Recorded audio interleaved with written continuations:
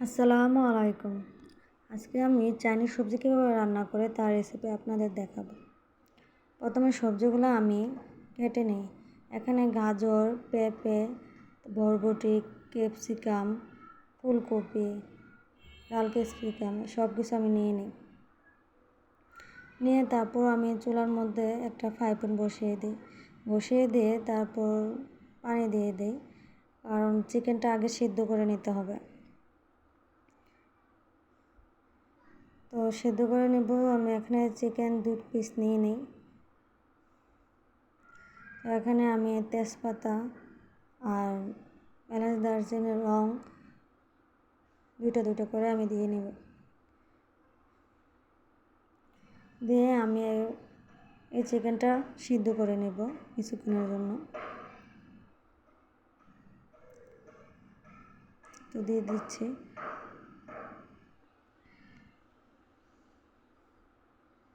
কারণ চিকেনটা সিদ্ধ করে নিলে সবজির ফ্লেভারটা খুব ভালো আসে। তো আমি সিদ্ধ করে পানিটা রেখে দিব, পানিটা ফালাবো না। এই পানিটা দিয়ে সবজির মধ্যে আমি কোনো এক্সট্রা পানি দিব না। এই পানিটা দিয়ে আমি চাইনিজ সবজিটা রান্না করব। ঢাকনা দিয়ে ঢেকে দিলাম। এখন তারপর দেখি ভালো সিদ্ধ হয়ে আসছে কিনা। তো প্রায় সিদ্ধ হয়ে আসছে। তারপর আমি একটা প্লেটে নিয়ে নিব। প্লেটে নিয়ে আমি কাঁটা চামচের সাহায্যে আমি এটা মাংসটা ছেড়ে নেব। কারণ কাঁটা চামচের সাহায্যে যদি মাংসটা ছেঁড়া হয় তাহলে মাংস দেখতে সুন্দর হয়। লম্বা লম্বা চিকন একদম চাইনিজ সবজির স্টাইলের মতন হয়। তারপর আমি চুলার মধ্যে আবার ফ্রাই প্যান বসিয়ে দিয়ে তারপর এখানে আমি পেঁয়াজ দিয়ে দিই। পেঁয়াজগুলো হালকা ভেজে নিই।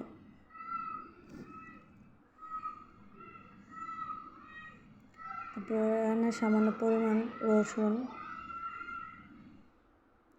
পেস্ট আর আদা পেস্ট দিয়ে ভালো করে রসুন আর আদা পেস্টটা ভালো করে ভেজে নিই।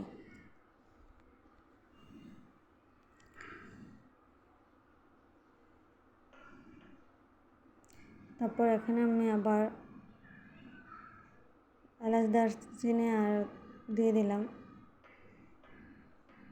তারপর এখানে আমি সবজিগুলো দিয়ে দিচ্ছি।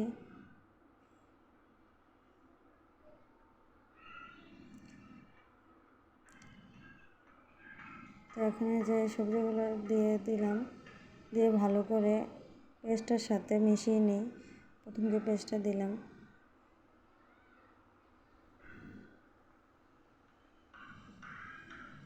এই যে মাংস সিদ্ধ করা পানিটা, ওই পানিটাই দেব।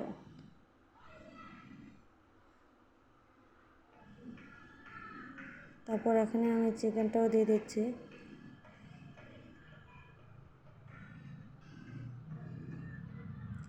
দিয়ে ভালো করে মিশিয়ে নিচ্ছি।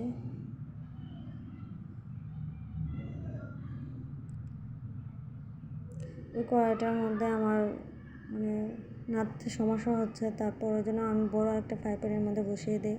তারপর চাইনিজ সবজির মধ্যে তো একটু ঝাল হতে হয়, আমি তো গুঁড়ামরিচ দেওয়া হয় না, এই জন্য কাঁচামরিচ কেটে দিচ্ছি। যার যেরকম স্বাদ এরকম কাঁচামরিচ কেটে দিতে পারেন। তারপর আমি এখানে সয়া সস দিয়ে দিচ্ছি।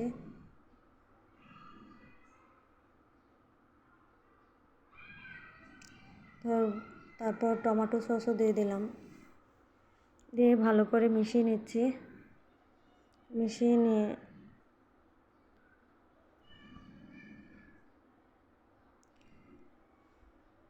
তারপর এখানে কালো গোলমরিচের গুঁড়া আমি ব্লেন্ড করে রাখি, ওই গোলমরিচের গুঁড়া আমি দিয়ে দিলাম। তারপর পাউডার দুধ পানিতে একটু মিশিয়ে তারপর এখানে পাউডার দুধ দিয়ে দিই। তারপর লবণ স্বাদ মতো একটু দিয়ে দিলাম। দিয়ে ভালো করে মিশিয়ে নিলাম। মিশিয়ে নিয়ে এখন তো সিদ্ধ হয়ে আসবে। তার সাথে একটু ঘি দিলে ভালো হয়, তাই জন্য একটু ঘিও দিয়ে দিলাম।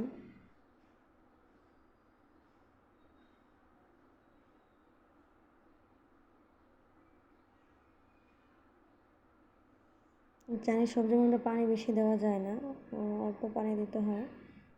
তারপর এখানে আমি কর্নফ্লাওয়ার দিয়ে দিলাম, কারণ কর্নফ্লাওয়ার দিলে তো সবজিটা একটু মাখা মাখা ভাব হয়, কর্নফ্লাওয়ার দিতে হয় চাইনিজ সবজির মধ্যে।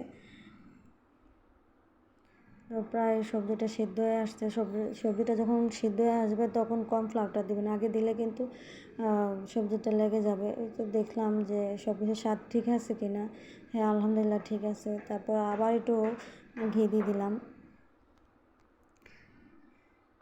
প্রায় আমার সবজিটা হয়ে গেছে।